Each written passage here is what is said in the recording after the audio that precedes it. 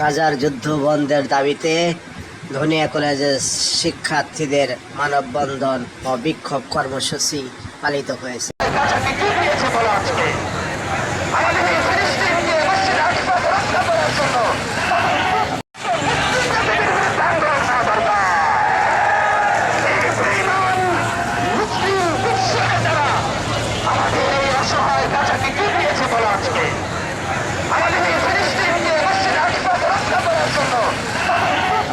গাজার যুদ্ধ বন্ধের দাবিতে শিক্ষার্থীদের শনিয়াকড়ায় মানববন্ধন ও বিভিন্ন ইসরায়েলি ও আমেরিকান পণ্য বর্জনের ডাক।